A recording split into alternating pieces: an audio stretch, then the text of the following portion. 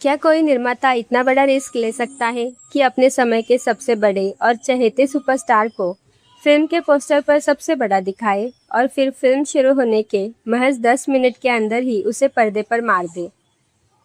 साल 1971 जब ये खबर बॉम्बे फिल्म इंडस्ट्री के गलियारों में फैली, तो बड़े बड़े दिग्गजों ने अपना सर पकड़ लिया। लोगों ने खुलेआम कहना शुरू कर दिया कि इस फिल्म का प्रोड्यूसर पूरी तरह से पागल हो गया है। उनका तर्क बिल्कुल साफ था। अगर काका यानी राजेश खन्ना फिल्म के शुरुआत में ही मर जाएंगे तो दर्शक सिनेमाघरों की कुर्सियां तोड़ देंगे और बीच में ही हॉल छोड़कर बाहर निकल जाएंगे। आखिर उस दौर में राजेश खन्ना के नाम का सिक्का चलता था। लेकिन क्या आप जानते हैं कि इसी तथाकथित पागलपन ने बॉलीवुड का पूरा इतिहास बदल कर रख दिया। इसी रिस्क ने इंडस्ट्री को वो जादू दिया जिसने आगे चलकर शोले, दीवार, डॉन और जंजीर जैसी एपिक फिल्में रची। आज हम बात करेंगे 1971 की क्लासिक फिल्म अंदाज की मेकिंग की और जानेंगे कि कैसे इस फिल्म ने उस महान जोड़ी को जन्म दिया जिसे दुनिया सलीम जावेद के नाम से जानती है। उस दौर में जेपी सिप्पी साहब एक बहुत बड़ा प्रोजेक्ट बना रहे थे और इस फिल्म की कमान उन्होंने अपने बेटे रमेश सिप्पी के हाथों में सौंप दी थी। रमेश सिप्पी के लिए ये एक डायरेक्टर के तौर पर पहली फिल्म थी, यानी उनका डेब्यू। अब इंडस्ट्री में बातें बनने लगी। सब कह रहे थे कि ये तो एक लड़का लंदन से सिनेमा की पढ़ाई करके लौटा है, इसे भारतीय दर्शकों की नब्ज का क्या ही पता होगा। और ऊपर से ये राजेश खन्ना जैसे मेगा स्टार को लेकर एक ऐसी कहानी बना रहा है जिसमें हीरोइन एक विधवा हो। उस समय विधवा पुनर्विवाह जैसे विषय पर फिल्म बनाना एक बहुत ही क्रांतिकारी और जोखिम भरा कदम था। शहरी और ग्रामीण समाज में इस तरह की कहानियों को आसानी से स्वीकार नहीं किया जाता था। कहानी कुछ यूँ थी कि हेमा मालिनी यानी शीतल एक सिंगल मदर है जो अपने पति राज यानी राजेश खन्ना को एक हादसे में खो चुकी है। उनकी ज़िंदगी में शम्मी कपूर आते हैं जिनकी पत्नी का निधन हो चुका है। दो ऐसे लोग जो अपने अपने जीवन साथी को खो चुके हैं और उनके बीच प्यार हो जाता है। ये कहानी अपने समय से बहुत आगे की थी। तमाम भविष्यवाणियों और आलोचनाओं को दरकिनार करते हुए जब फिल्म अंदाज सिनेमाघरों में उतरी तो जो हुआ उसने सब आलोचकों की बोलती बंद कर दी। राजेश खन्ना का वो 10 मिनट का कैमियो, उनके स्टारडम और किशोर कुमार के गाए उस अमर गीत ने जनता को दीवाना बना दिया। फिल्म रिलीज होने के महज 3 हफ्तों के भीतर ही ये एक ब्लॉकबस्टर बन गई। उस समय की सबसे मशहूर फिल्म मैगजीन स्क्रीन ने अपने रिव्यू में इस फिल्म के कलेक्शन को द मिलियन रुपी वीक का नाम दे दिया। इस फिल्म ने शम्मी कपूर के ढलते हुए करियर को एक नई संजीवनी दी और हेमा मालिनी को एक सीरियस एक्ट्रेस के तौर पर स्थापित कर दिया। लेकिन पर्दे के पीछे कुछ और भी बहुत ही बड़ा हो रहा था। इस फिल्म के पन्नों के बीच एक ऐसी इबारत लिखी जा रही थी जो भारतीय सिनेमा की दिशा बदलने वाली थी। ये पहली फिल्म थी जिसने ऑफिशियली एक लेखक जोड़ी को क्रेडिट दिया और वो नाम था सलीम जावेद। सलीम जावेद की ये जोड़ी आखिर बनी कैसे? इस कहानी की जड़ें फिल्म के रिलीज होने से कई साल पहले 1960 के दशक में छिपी है। चलिए समय के पहिए को थोड़ा पीछे घुमाते हैं। 4 अक्टूबर 1964 वो तारीख जब एक युवा लड़का मध्य प्रदेश से अपनी आंखों में सिनेमा के ढेरों ख्वाब लेकर बॉम्बे शहर पहुंचा था। इस लड़के का नाम था जावेद अख्तर। जावेद अख्तर मुंबई इसलिए आए थे क्योंकि उन्हें महान फिल्मकार गुरुदत्त का असिस्टेंट बनने का मौका मिलने वाला था। वो उनसे फिल्म मेकिंग की बारीकियां सीखना चाहते थे, लेकिन किस्मत को शायद कुछ और ही मंजूर था। मुंबई पहुंचने के मात्र 6 दिन बाद उन्हें एक ऐसी खबर मिली जिसने उनके पैरों तले जमीन खिसका दी। खबर थी कि गुरुदत्त साहब ने आत्महत्या कर ली है। ये जावेद साहब के लिए एक बहुत बड़ा और गहरा धक्का था। यहाँ एक रोचक बात यह है कि जावेद अख्तर के पिता उस समय बॉम्बे में ही रहते थे और एक बहुत ही मशहूर और कामयाब शायर थे। लेकिन जावेद साहब के अपने पिता के साथ कुछ वैचारिक मतभेद होने के कारण उन्होंने खुद से एक अटल वादा किया कि चाहे कुछ भी हो जाए वो अपने पिता के नाम का सहारा या उनकी कोई मदद नहीं लेंगे। अब वो अजनबी शहर में बिल्कुल अकेले थे। असिस्टेंट डायरेक्टर की नौकरी पाने के लिए वो दर दर भटक रहे थे, लेकिन हर जगह से उन्हें निराशा ही हाथ लग रही थी। महीनों की कोशिशों के बाद आखिरकार एक दिन वो कमाल अमरोही के दफ्तर में नौकरी की तलाश में पहुंचे। वहां जाकर उन्हें जो काम मिला उसका मेहताना सुनेंगे तो आप हैरान हो जाएंगे। उन्हें मात्र 50 रुपये महीने का पगार पर रख लिया।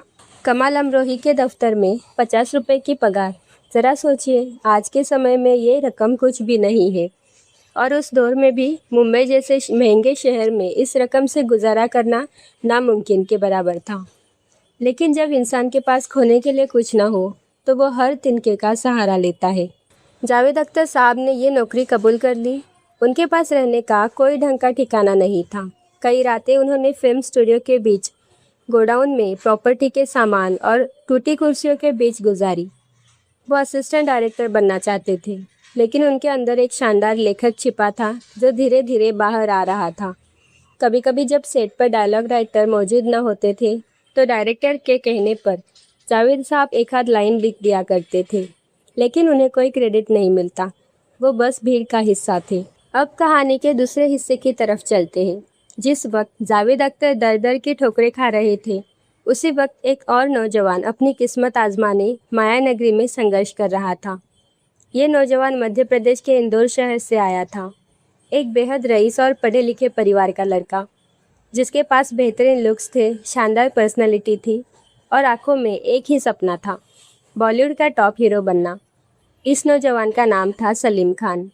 फिल्म मेकर के अमरनाथ ने सलीम खान की एक तस्वीर देखी थी और उन्हें 400 रुपये महीने की तनख्वाह पर बतौर एक्टर साइन कर लिया था। सलीम साहब बॉम्बे आ गए।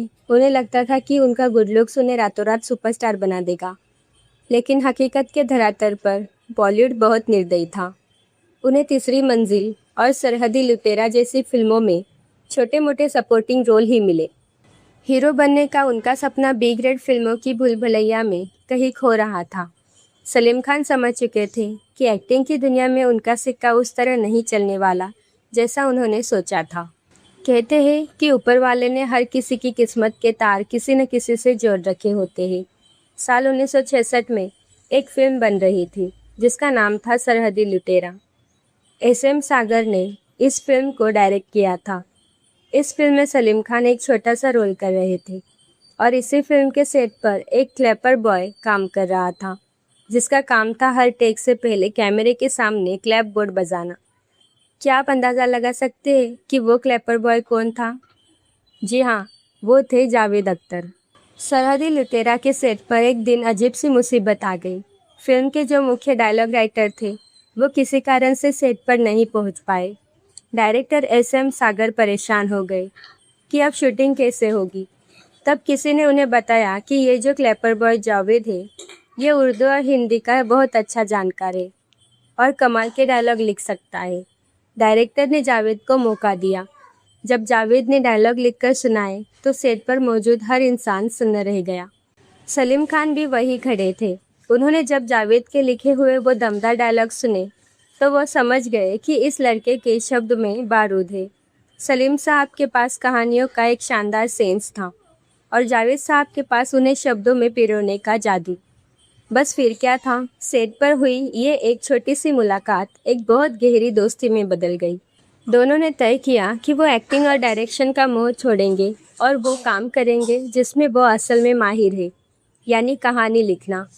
वो जीपीसीपी के प्रोडक्शन हाउस में कहानी विभाग में नौकरी करने लगे। उस वक्त मशहूर लेखक अबरार अलवी वहाँ के मुख्य लेखक हुआ करते थे। सलीम जावेद को महीने के 750 रुपये मिलने लगे। ये दोनों मिलकर कहानियों को ठीक करते, उन्हें नया रूप देते थे। फिर आया साल 1971 और फिल्म अंदाज का प्रोजेक्ट। रमेश सिप्पी जो पहली बार डायरेक्टर की कुर्सी पर बैठ रहे थे, उन्हें एक ऐसी कहानी की ज़रूरत थी जो राजेश खन्ना के स्टारडम को भी जस्टिफाई करे और शम्मी कपूर और हेमा मालिनी के किरदारों के बीच के सेंसिटिव रिश्ते को भी पर्दे पर सही से उतारे।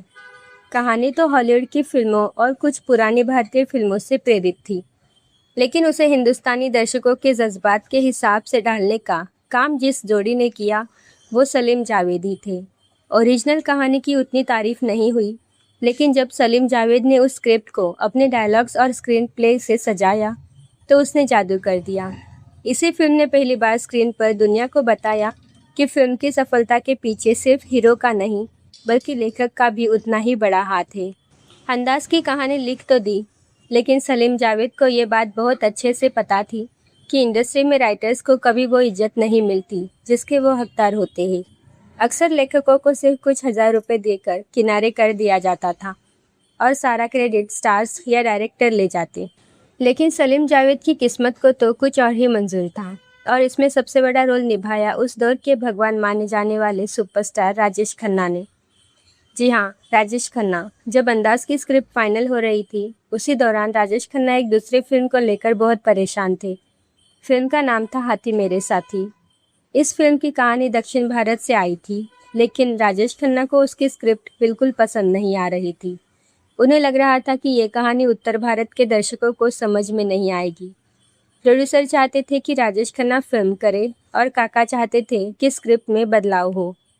ऐसे में राजेश खन्ना की नज़र सलीम जावेद पर पड़ी। उन्होंने सिप्पी फिल्म्स में इन दोनों के काम की तारीफ सुन रखी थी। राजेश खन्ना ने इन दोनों युवा और जोश से भरे लेखकों को हाथी मेरे साथी की स्क्रिप्ट को हिंदी दर्शकों के हिसाब से बदलने का काम सौंपा। सलीम जावेद ने दिन रात एक कर दिए और उस स्क्रिप्ट को ऐसे डायलॉग्स और जज्बातों से भर दिया कि जब फिल्म रिलीज हुई तो उसने बॉक्स ऑफिस के सारे रिकॉर्ड तोड़ दिए। हाथी मेरे साथी की बेतहाशा कामयाबी के बाद अब इंडस्ट्री की नज़रें सिप्पी साहब की अंदाज पर टिकी थी और जब 1971 में अंदाज थिएटर्स में लगी तो वही हुआ जिसकी उम्मीद किसी ने नहीं की थी। शुरुआत में जो लोग रमेश सिप्पी को बच्चा समझ रहे थे और राजेश खन्ना के 10 मिनट के रोल पर मजाक उड़ा रहे थे, वो सब सन्न रह गए। सलीम जावेद की लिखी हुई वो संवेदनशील कहानी, जिसमें एक विधवा औरत के दर्द, समाज के तानों और एक नई शुरुआत की गुंजाइश को इतनी खूबसूरती से पिरोया गया था कि दर्शक हॉल में रोने लगे। फिल्म का दूसरा हाफ इतना मजबूत था कि राजेश खन्ना के मरने के बाद भी दर्शक अपनी सीटों से नहीं हिले। शम्मी कपूर का ठहरा हुआ अभिनय और हेमा मालिनी की वो उदास आंखें, इन सब ने दर्शकों के दिलों पर एक गहरी छाप छोड़ी। और जैसा कि मैंने शुरुआत में बताया था कि इस फिल्म ने इतनी कमाई की कि स्क्रीन मैगजीन को लिखना पड़ा द मिलियन रुपी वीक, और इसी के साथ सलीम जावेद का नाम हिंदी सिनेमा के इतिहास में सुनहरे अक्षरों में दर्ज हो गया। अंदाज की कामयाबी सिर्फ एक फिल्म की कामयाबी नहीं थी, ये लेखकों की कामयाबी थी। ये पहली बार था जब प्रोड्यूसर्स को समझ आ गया कि अगर कहानी में दम है तो कोई भी रिस्क लिया जा सकता है। इसके बाद तो जो हुआ वो एक इतिहास है। इसी जोड़ी ने आगे चलकर एंडी यंग मैन को जन्म दिया। अमिताभ बच्चन को वो जंजीर और दीवार और वो शोले दी जिसे आज दुनिया पूछती है। उन्होंने लेखकों की फीस लाख रुपए तक पहुंचा दी, जो उस जमाने में किसी लीड एक्टर की फीस हुआ करती थी। उन्होंने पोस्टर्स पर डायरेक्टर्स और एक्टर्स के साथ लेखकों का नाम छापने की जिद की और उसे मनवाया भी। लेकिन हर खूबसूरत सफ़र का एक अंत होता है। एक वक्त ऐसा भी आया था जब ये अजय जोड़ी टूट गई। वो क्यों टूटी? उनके बीच ऐसी क्या अनबन हुई कि सालों तक उन्होंने एक दूसरे से बात तक नहीं की।